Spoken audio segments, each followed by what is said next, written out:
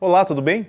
Na aula anterior eu apresentei a você o conceito de listas encadeadas e criamos nosso programa para inserção de itens na lista. No encontro de hoje, vamos dar sequência ao assunto, fazendo a depuração do programa, acompanhando passo a passo o processo de alocação do item em memória e o seu encadeamento na lista. Vamos lá? Eu vou fazer a chamada da função inserir 5 vezes para que nós possamos acompanhar o encadeamento.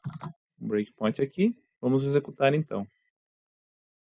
Vou adicionar aqui no inspetor a variável prim e vamos começar com a primeira inserção. Solicitar o número para o usuário, número 10, e ele vai fazer a chamada da função inserir nó. Passou o 10 como parâmetro, a partir daqui eu vou adicionar no inspetor o parâmetro e as variáveis internas que eu tenho para podermos acompanhar. Então, n, que foi passado por parâmetro, novo, que é o ponteiro que será utilizado temporariamente para armazenamento do nó, e auxiliar. Então, lista de memória, esses dois aqui ainda não têm valor válido. Vamos lá. Qual é o primeiro passo da função? Alocar um espaço de memória para armazenar o item. O item é o nosso tipo abstrato que contém o número mais o ponteiro para a próxima posição. Ele conseguiu fazer a alocação, tanto que ele retornou aqui o endereço 00F38600. Nessa posição, que ainda não contém valor válido para os campos, é que será armazenado o nosso item. Como foi possível o armazenamento, é diferente de nulo, então ele vai permitir o quê? Preencher o campo n com o valor de n que foi passado como parâmetro. O valor que foi passado por parâmetro está aqui, é o 10. Esse valor será armazenado nesta área de memória aqui, que é o campo n da área de memória apontada por novo, que acabou de ser alocado. Aí o 10 alterado. E como todo novo item que é cadastrado é o último, então ele não tem próximo, portanto o P dele vai receber nulo. Aqui está, indicando que não tem próxima posição. Lembrando que todo ponteiro pode ser expandido para que você veja o que tem na memória a partir dele. Nesse caso, como é nulo, não pode ler a memória. Quanto vale o meu prim? Meu prim está valendo nulo. Esse nó que acabamos de alocar é o primeiro nó da lista. Até o momento não tínhamos itens na nossa lista e, portanto, o ponteiro prim estava com valor nulo. Lembre-se das duas condições. Primeira condição, a lista está sem itens e o endereço do nó que está sendo inserido será o endereço inicial da lista, isto é, será atribuído a prim. Ou a segunda condição, a lista já contém itens e o endereço do nó que está sendo inserido precisa ser vinculado ao último item da lista. Este nó que nós acabamos de alocar é o primeiro nó da lista. Então, se o prim está valendo nulo, ele vai receber justamente o endereço que acabou de ser alocado. Neste momento, com essa ação, eu acabei de eleger o nó que acabou de ser alocado como sendo o primeiro nó da minha lista encadeada. Então, o prim está aqui atualizado com o apontamento para esta área de memória. Observe que eu tenho mais de um ponteiro apontando para a mesma área de memória. Como ela é uma área para armazenar um nó de um tipo abstrato, uma estrutura que contém mais de um campo, eu sempre vou ter o acesso aos campos internos dela. Uma vez que eu caí na condição onde esse nó era o primeiro nó a ser cadastrado, ele vai pular a outra parte do código, vai retornar o endereço que será armazenado em auxiliar. Então, esse auxiliar aqui da função inserir recebeu o endereço que acabou de ser alocado. Como ele é diferente de nulo, mensagem para o usuário inserido com sucesso. Está lá, inserido com sucesso no endereço tal. Então, o número 10 foi inserido nesta área de memória. A partir daí, vai ser feita uma nova chamada para a função inserir e nós vamos repetir o processo para que você veja o que acontece quando ele não é o primeiro nó da lista. Informe o número. Dessa vez, eu vou cadastrar o número 20. Ele vai fazer a chamada do inserir nó, passando o 20 como parâmetro. Para cadastrar o 20, precisamos de uma nova área de memória, então, chamada do malloc, atribuindo para novo. Novo é uma variável interna, usada temporariamente só para essa mecânica da inserção do novo nó, e o endereço que acabou de ser alocado por malloc é esse aqui, 00F38638. Ele ainda não possui valor válido. Como pode ser alocado? Ele vai permitir fazer o preenchimento dos campos internos, agora com o valor 20. Como este é o nó que acabou de ser cadastrado e ele é o último nó, ele recebe nulo. Só que agora o meu prim não está nulo. Por quê? O meu prim possui o endereço do nó que nós tínhamos cadastrado anteriormente, aquele que contém o número 10. Basta olhar aqui. O prim continua apontando para o primeiro nó da lista. O que nós precisamos fazer agora? Nós precisamos obter o endereço do nó que acabou de ser alocado, no caso, o 00F38638, e atribuí-lo ao campo P do último item da lista já existente. Como até o momento só temos um item na lista, que é o que contém o número 10, então ele é o último. E é o campo P desse item que irá receber o endereço, fazendo o apontamento de um item para o outro, gerando o encadeamento.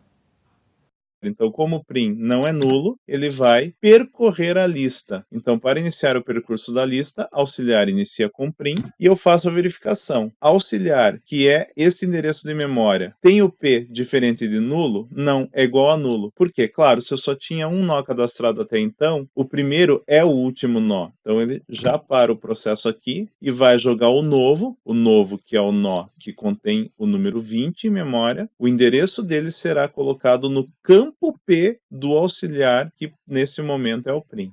Aqui acabou de ser feito esse vínculo, que é o quê? No prim, que era apontado por auxiliar, o campo P agora aponta para onde está o número 20 em memória. Acabei de fazer o encadeamento aqui. Prim contém o número 10 e contém um P, que aponta para onde? Para uma área que contém o número 20 e que também contém um P, e que futuramente vai apontar para outra área e assim por diante. E é o que nós vamos fazer agora, porque ele vai retornar, ele vai emitir a mensagem com sucesso, tá aí, no endereço tal, e a partir daqui, eu só vou colocar um breakpoint no último inserir e vou fazer uma execução direta para que nós cadastremos os próximos números.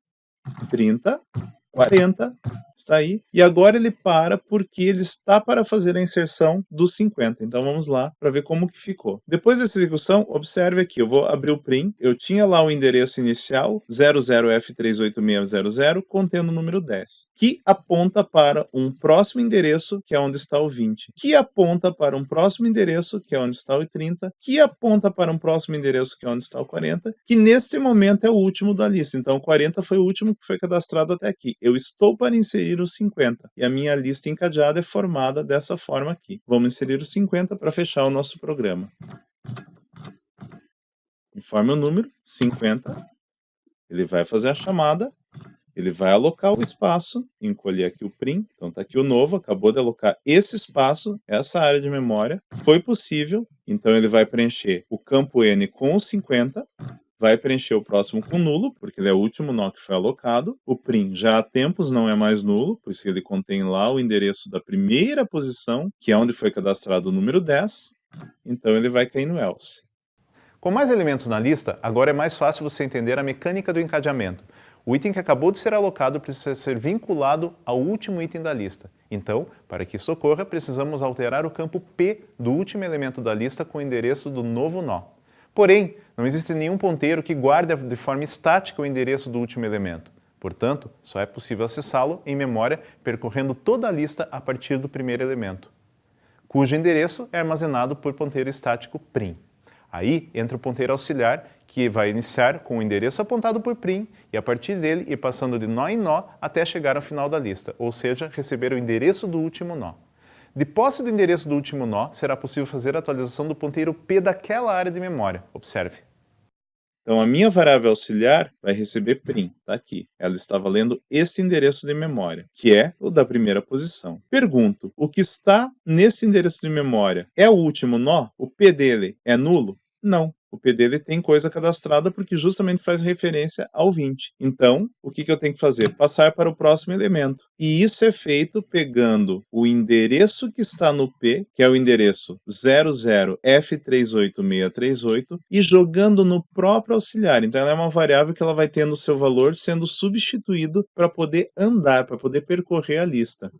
Executando aqui, o auxiliar agora vale o endereço do 20. O 20 ainda não é o último da lista, então ele vai ficar nessa estrutura repetitiva, e agora ele vai atualizar o auxiliar para quê? Quem é o próximo do 20? É o endereço onde está o 30, está aqui. Eu estou agora na posição 30. A posição 30 é a última ainda? Não, ainda nós temos a 40 já cadastrada na lista. Então, aqui está. Vou andar para a próxima posição. E agora sim, a posição que contém o número 40 é a última posição de memória da minha lista. Vou lá expandir para você ver. 10 vai para o 20, que vai para o 30, que vai para o 40. E eu preciso vincular o 50 aqui. Eu preciso fazer com que esse 40 aponte para o 50. Como? Trazendo o endereço que acabou de ser cadastrado do 50, que é o que é guardado por novo, jogar esse endereço 00F34E10 aqui dentro para fazer o encadeamento. Então, ele para o processo repetitivo, porque ele chegou na última posição, e ele vai fazer justamente essa atribuição aqui.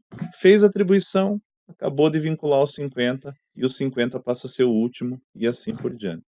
Retornou, foi inserido com sucesso, ele mostra ali a posição, acabou o programa, está aí a mecânica de inserção de itens na nossa lista encadeada. Inserir nós em uma lista encadeada é o primeiro passo na manipulação de listas. O próximo passo é buscar, ou seja, localizar um item específico. Uma das formas de se localizar um item em uma lista é através da pesquisa sequencial, que é aquela forma de pesquisa onde você parte do primeiro elemento de uma lista e vai passando por cada um dos elementos percorrendo a lista até que encontre o item desejado. De forma implícita, nós realizamos esse processo agora há pouco, quando precisamos acessar o último elemento da lista para encadeamento do novo nó. Agora iremos então criar duas funções para contemplarmos a busca. Uma primeira função, que irá solicitar ao usuário um número para ser localizado na lista, e uma segunda função, que irá receber por parâmetro o número a ser localizado e irá retornar em qual endereço de memória esse número está armazenado. Vamos lá? Então, vou criar aqui a função pesquisar. Ela vai solicitar um número para ser pesquisado, então vou criar uma variável para armazenar temporariamente esse número. Mando a mensagem para o usuário solicitando o número, faço a leitura do número, e nesse ponto é onde será feita a pesquisa de acordo com o número que foi digitado. Então eu vou criar a função pesquisar nó, que recebe o número como parâmetro e retorna o endereço de memória onde aquele número se encontra. Então aqui eu vou utilizar a mesma lógica que nós utilizamos para percorrer a lista em busca do último elemento. Eu vou criar um ponteiro auxiliar para percorrer a lista. Como é uma pesquisa sequencial que parte do início da lista, então auxiliar recebe prim. E a partir daí, em uma estrutura repetitiva, nós precisamos passar por cada nó da lista. E qual vai ser a condição de parada? Ter encontrado o nó desejado, cujo campo n seja igual ao n que foi passado como parâmetro. Enquanto o campo n do auxiliar for diferente do n que foi passado como parâmetro, eu vou passando para a próxima posição até encontrar. Então ele vai parar o processo iterativo quando ele encontrar um nó cujo campo n seja igual ao n que foi passado como parâmetro. E quando ele encontrar, o auxiliar vai valer o endereço que contém o elemento pesquisado. Então basta retornar ao auxiliar.